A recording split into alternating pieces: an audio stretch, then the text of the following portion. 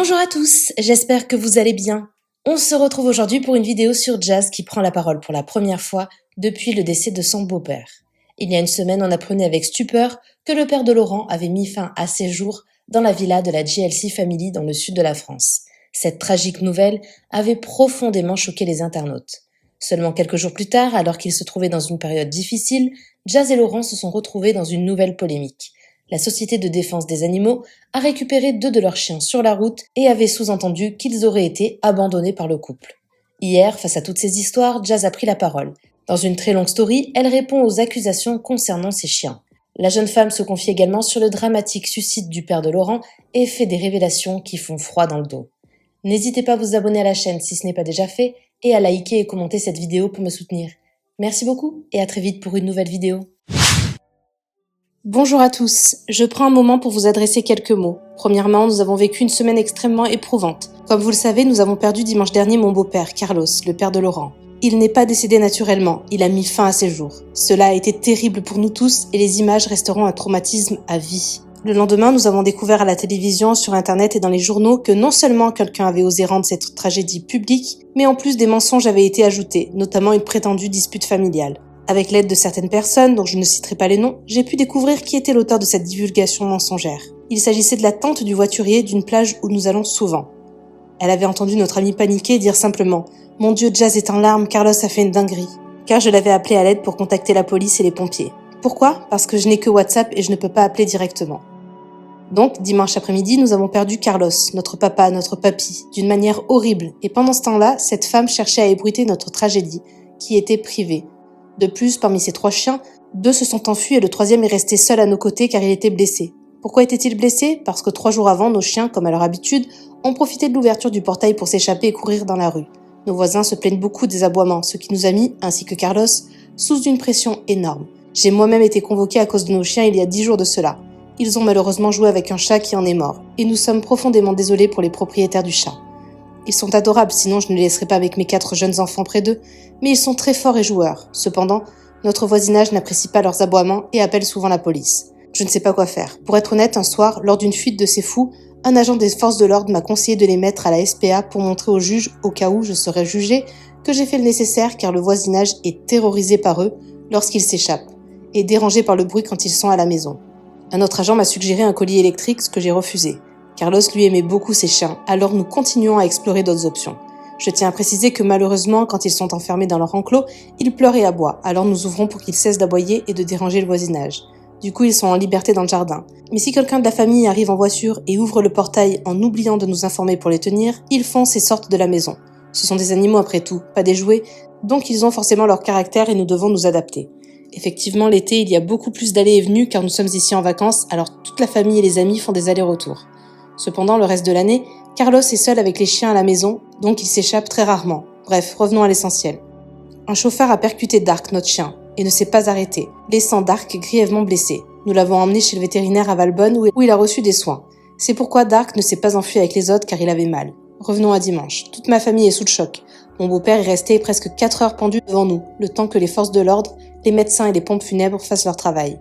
Entre-temps, des gendarmes nous ont informé qu'ils avaient trouvé les 2 chiennes sur la route et qu'elles avaient été emmenées à la SPA de Vence par des gendarmes eux-mêmes ou par un gentil citoyen, je ne sais plus trop. Émine a expliqué la situation que nous vivions actuellement et a demandé de reporter le temps d'avoir les idées claires. Encore une fois, nous étions sous un choc et une peine énorme. Il n'allait pas venir nous voir en nous disant « Les amis, les chiens sont là-bas, qu'est-ce que je dois faire ?» Il était gêné comme n'importe quelle personne normalement constituée. Jusqu'ici, tout est sous contrôle. Le lendemain, lundi 5 août, Émine contacte une personne de la SPA de Vence pour leur expliquer ce qu'il se passe également. Pendant ce temps-là, je gère un drame familial. Un mari complètement anéanti par la perte de son père. Mes 4 enfants ne comprennent pas bien ce qui s'est passé et cherchent leur grand-père. Mais ce n'est pas tout. Je dois également me rendre aux pompes funèbres avec Laurent, choisir un cercueil, organiser un enterrement, mais nous sommes toujours en attente de l'autopsie et sous le choc. Je dois également gérer Dark qui lui est blessé. Le lundi 5 août, je l'emmène chez le vétérinaire. Le lundi 5 août, je l'amène chez son vétérinaire habituel qui tente de lui faire des soins nécessaires. Mais Dark est plutôt agité par la douleur et certainement par le stress également. J'explique la situation à l'assistante de la vétérinaire qui connaissait également Carlos car c'est lui qui les accompagnait habituellement. 2 d'entre eux avaient été achetés par nous pour les offrir à Carlos il y a déjà 2 ans. Ils étaient leur maître, c'était son souhait, c'était son rêve.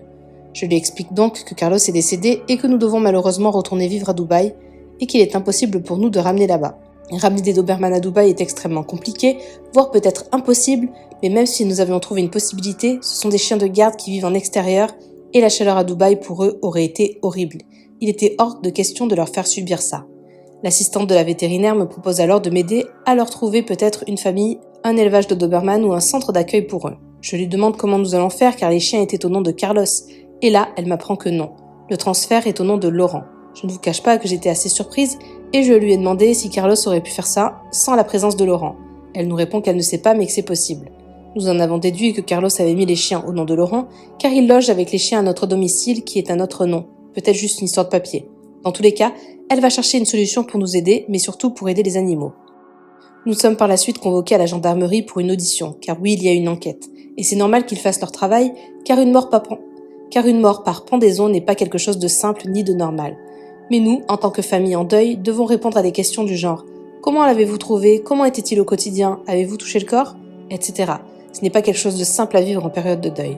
Pendant ce temps-là, Laurent garde son téléphone éteint pendant 3 jours. Le 4e jour, nous nous rendons compte que nous sommes insultés par des centaines de milliers de gens avec des articles horribles à droite à gauche. Pourquoi ? Parce que nous serions des monstres qui auraient abandonné nos chiens. Je ne comprends absolument pas ce qui se passe, car pour moi, tout est sous contrôle, ils sont en sécurité. La SPA est supposée être au courant de la situation, mon mari se fait traiter de tous les noms alors qu'il vient juste de perdre son père. Dark, toujours à nos côtés, souffre encore. J'entre donc en contact avec une association de protection animale, que l'assistante de la vétérinaire m'avait recommandée après avoir été en contact avec eux. Je leur explique la situation et l'état un peu inquiétant à mon sens de Dark. Elle me propose de l'amener. Arrivée sur place, elle me dit qu'effectivement il faut faire des soins supplémentaires. Il a également un cathéter sur sa 2e patte. Elle me demande pourquoi et je lui dis que je ne suis pas très sûre. Elle décide donc de lui enlever et me propose de garder Dark car elle a un élevage de Doberman spécifique pour lui. Une fois que tous ses soins seront finis, elle me dit également que le lendemain matin, elle peut l'amener chez un vétérinaire et prendre soin de ses blessures. À ce moment-là, je pense au bien de Dark, qui était d'ailleurs le chien préféré de Carlos. Son maître est décédé, lui est blessé, et nous ne vivons pas ici. J'accepte de laisser Dark dans les mains de cette femme adorable au grand cœur. Je lui fais bien évidemment un don pour subvenir aux soins nécessaires dont il aurait besoin, et je lui parle donc des 2 femelles qui sont encore à la SPA de Vence. Elle me dit que Dark serait peut-être mieux accompagné des chiennes car il vient déjà de perdre son maître et la séparation pourrait être compliquée. Elle contacte alors la SPA de Vence pour leur demander s'il serait possible de récupérer les chiennes pour que toute la petite famille soit réunie, mais la SPA de Vence refuse. Je rentre donc à la maison sans Dark, mais il est entre de bonnes mains. De mon côté, j'ai encore toute une famille à gérer, car oui, cette question nous ronge. Pourquoi Carlos a-t-il fait ça ? Pourquoi nous a-t-il abandonnés subitement ? Ces questionnements sont assez compliqués à gérer. Pendant ce temps, nous sommes encore harcelés sur les réseaux sociaux. Entre les commentaires horribles concernant mon beau-père, du style « l'argent ne fait pas le bonheur » ou pire « allez vous acheter un autre père » et toutes les autres personnes qui continuent à nous insulter concernant les chiens sans avoir aucune information. Petite précision, quand la SPA récupère votre animal, vous avez jusqu'à 8 jours pour le récupérer. Passé ce délai, le chien leur appartient. Pourtant, après seulement 3 jours, ils ont publié des articles affirmant que les chiens avaient été abandonnés et ont également proposé leur adoption, si quelqu'un le souhaitait. Ont-ils le droit de faire ça ? Je n'en sais rien, mais la seule chose dont je suis sûre, c'est qu'avant 8 jours, les chiens ne leur appartiennent pas. Vous pouvez venir récupérer votre animal jusqu'au 7e jour et bien évidemment payer les frais de gardiennage. Bref, le 6e jour, nous nous rendons donc là-bas, comme je vous l'ai dit, et je ne vous mens pas, nous étions un peu tendus. Par la suite, elles nous disent qu'elles ne vont peut-être pas pouvoir restituer les chiens. Nous ne comprenons absolument pas pourquoi, car les chiens nous appartiennent encore. Elles appellent alors la gendarmerie de leur secteur qui demande à parler à Laurent. On nous indique que si nous récupérons les chiens, nous serons attaqués pour abandon. Pourquoi ? Où est la logique ? Je ne comprends pas. Si nous récupérons les chiens, pourquoi serions-nous convoqués pour abandon ? Quoi qu'il en soit, Laurent répond tout simplement qu'il n'y a pas de souci et qu'il reste disponible. La présidente, se sentant un peu attristée par notre situation, me dit qu'elle nous offre les frais de gardiennage. C'est extrêmement gentil et généreux de sa part. Aujourd'hui, cela fait 1 semaine, jour pour jour, que nous vivons le deuil de la perte d'un proche, que nous subissons du harcèlement à son sujet, que nous faisons face à un acharnement concernant les chiens. Je ne vous demanderai absolument pas d'être compréhensif, de nous aimer ou de nous comprendre, ni même d'être humain et de vous mettre une seule seconde à notre place, car je sais que beaucoup d'entre vous aiment le mal. Donc je ne vous infligerai jamais d'essayer d'être bon. Mais je vous demanderai simplement de respecter les humains que nous sommes avant d'être des personnes médiatiques. Je vous demanderai simplement d'être patient, le temps que nous ayons la possibilité d'enterrer Carlos dans quelques jours. Ensuite, vous pourrez reprendre des hostilités. Vous acharner contre nous si cela soulage votre propre conscience. Je prends également le temps de remercier les gens au bon cœur pour tous leurs messages de condoléances pour ma famille. Je ne souhaite à personne de vivre des jours aussi tragiques et traumatisants que ceux que nous avons vécus le 4 août 2024. À bientôt. Jazz, Laurent, Chelsea, Kaiden, London et Love. Merci à toi d'avoir regardé la vidéo jusqu'au bout. N'hésite pas à commenter cet emoji si tu es arrivé jusque-là. Ça me permettra de voir ceux qui sont restés jusqu'à la fin. Encore une fois, merci beaucoup et je vous dis à très vite pour une nouvelle vidéo.